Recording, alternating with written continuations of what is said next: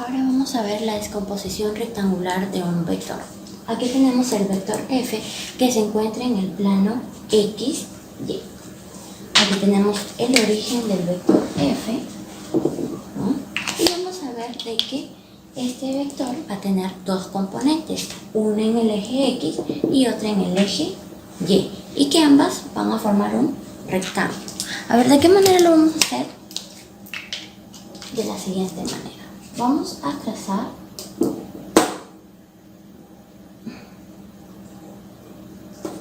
de esta manera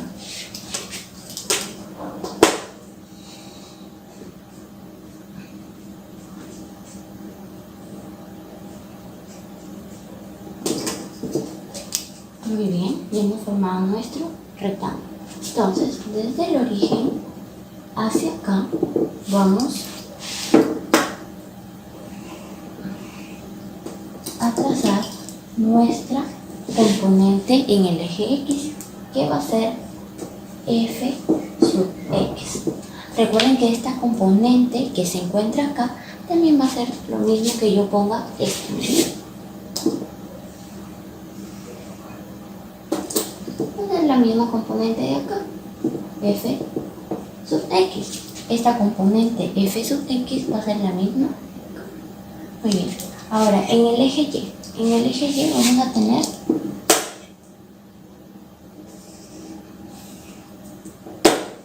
de igual manera, desde el origen tenemos la componente en el eje y es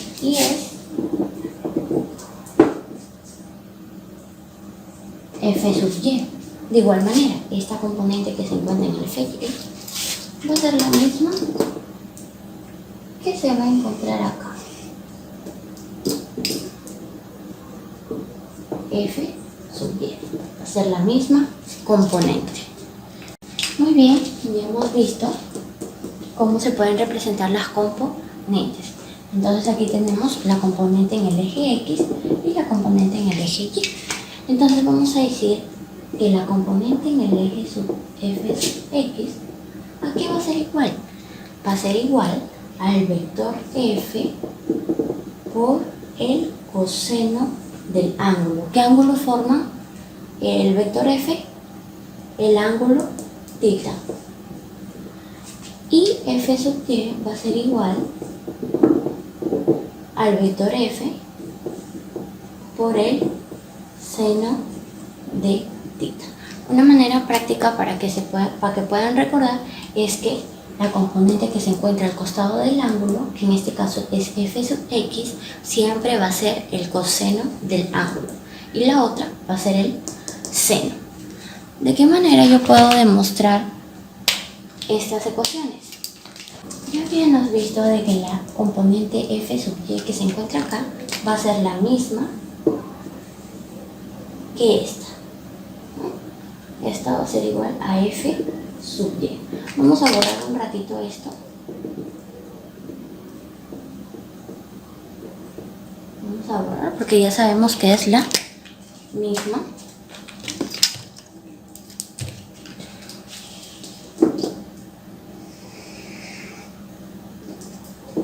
Muy bien.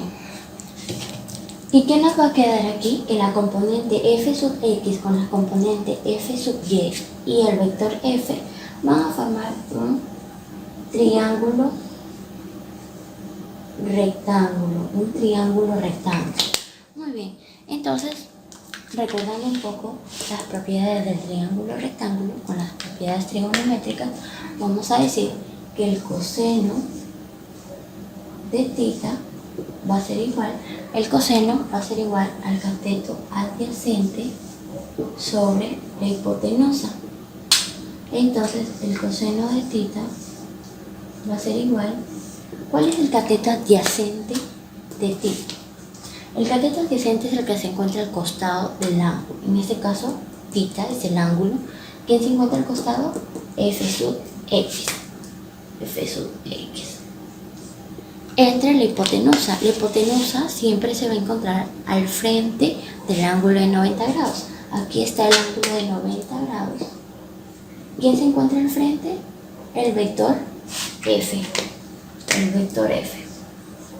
Muy bien, entonces vamos a tener que f sub x va a ser igual, este está dividiendo, pasa multiplicando al vector f por el coseno de θ. Entonces aquí queda demostrado que la componente de f en el eje x va a ser igual al vector f por el coseno del ángulo θ. De igual manera, si yo quiero encontrar el seno de θ, el seno va a ser igual al cateto opuesto sobre la hipotenusa. Entonces, el seno de θ me va a dar igual el cateto opuesto de θ. ¿Quién se opone a θ? F sub y. F sub y. Entre la hipotenusa, que ya habíamos dicho que se encuentra al frente del ángulo de 90 grados. En este caso sería el vector f. Entonces, el vector f sub y va a ser igual. Este está dividiendo, pasa multiplicando al vector f por el seno del ángulo θ. Aquí hemos demostrado que la componente en el eje y es igual a f por el seno de. Aquí ya también podría encontrar la dirección. En este caso yo podría encontrar el ángulo θ. ¿De qué manera? Recordando un poco las razones trigonométricas, vamos a decir en ese triángulo rectángulo que la tangente de θ, ¿a qué va a ser igual? Cateto opuesto sobre el cateto adyacente. Entonces vamos a tener que la tangente de θ va a ser igual. ¿Quién es el cateto opuesto de θ? ¿Quién se opone a θ? F sub y. F sub y sobre el cateto adyacente que se encuentra al costado del ángulo θ. F sub x. Muy bien. Aquí ya podemos encontrar el ángulo, pero lo que necesitamos es solamente θ, ¿verdad? Entonces lo que hacemos es multiplicar por tangente a la menos 1 por tangente de θ. Igual, si multiplicamos a la izquierda, también multiplicamos a la derecha. Tangente elevada a la menos 1 de f sub y entre f sub x. Muy bien. Tangente a la menos 1 con tangente se van y me va a quedar que θ va a ser igual a tangente a la menos 1 de ¿qué? De f sub y entre f sub x. Y mediante esta fórmula yo puedo encontrar la dirección del vector. Tangente a la menos 1 de f sub y entre f sub x. En el siguiente ejercicio que tenemos como ejemplo, vamos a encontrar las componentes del vector m.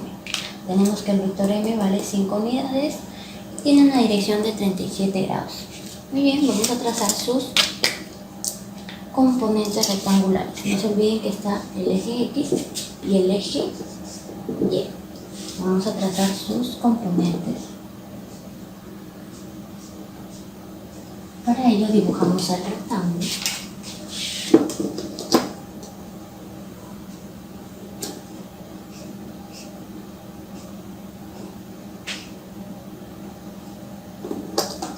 Muy bien. Y por aquí vamos a tener la componente en el eje x. Y por aquí vamos a tener la componente en el eje y. Muy bien. Aquí vamos a tener m sub x y por acá m sub y. ¿A qué va a ser igual m sub x? Si recuerdan, va a ser igual a vector m por el coseno de 37. Recuerden que m sub x se encuentra al costado del ángulo, entonces el coseno de 37. Y m sub y, que es la otra componente, va a ser igual al vector m por el seno de 37. Muy bien. Ahora vamos a recordar nuestro triángulo notable de 37 y 53. Vamos a dibujarlo por acá.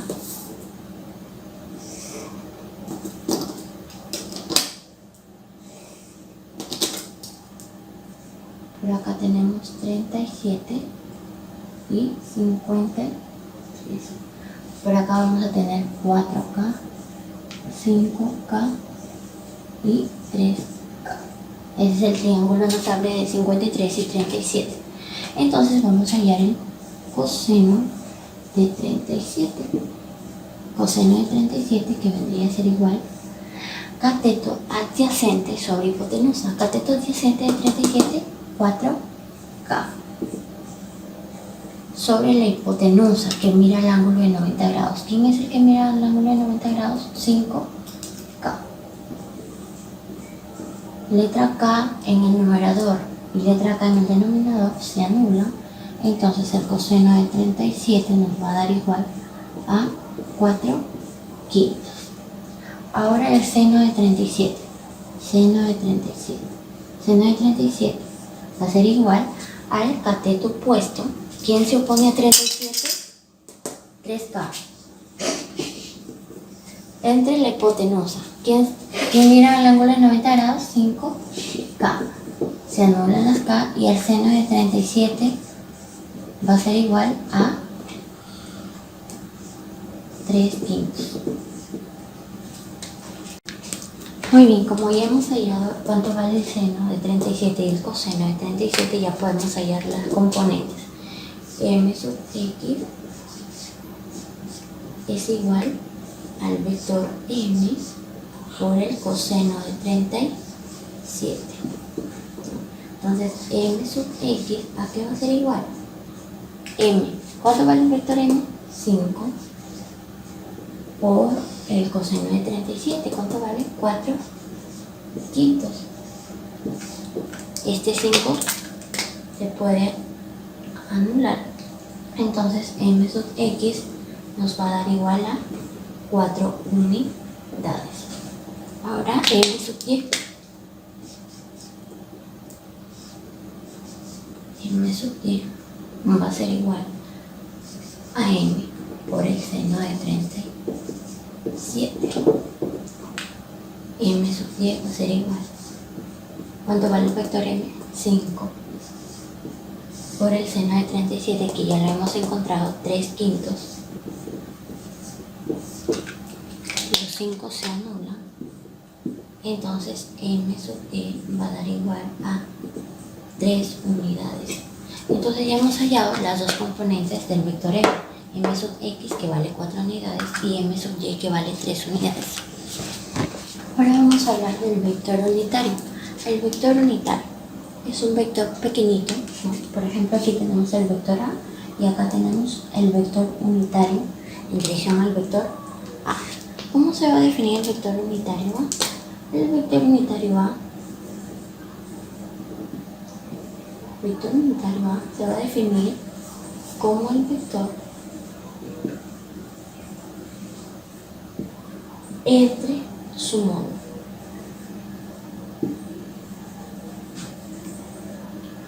Va a ser igual al vector entre su módulo.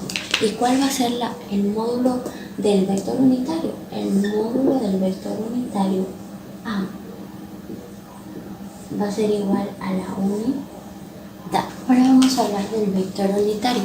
El vector unitario es un vector pequeñito, ¿no? Por ejemplo, aquí tenemos el vector a y acá tenemos el vector unitario en dirección al vector a. ¿Cómo se va a definir el vector unitario a? El vector unitario a se va a definir como el vector entre su módulo.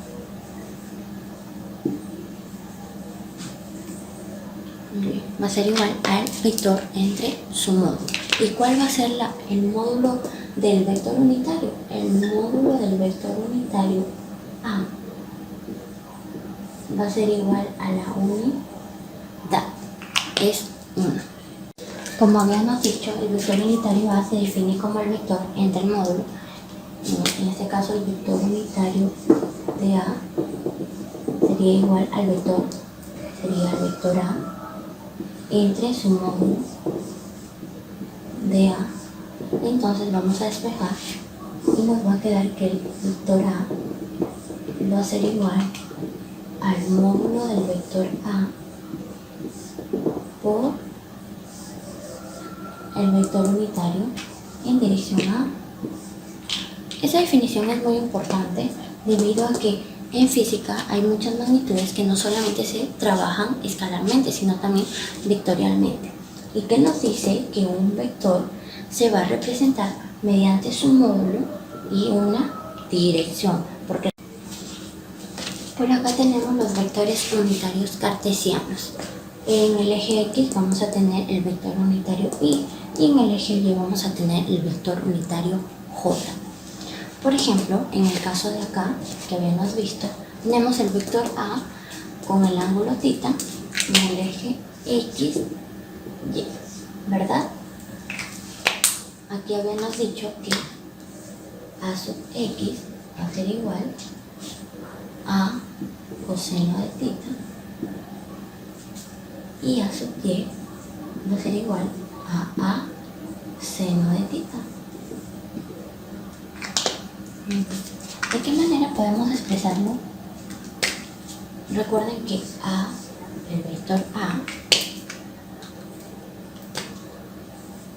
se puede expresar A coseno de θ más A seno de θ. Pero si lo representamos en función del vector unitario, entonces A coseno de θ sería en que se encuentra la componente en el eje X, entonces sería el vector unitario Y. Y A seno de θ corresponde al eje Y, el vector unitario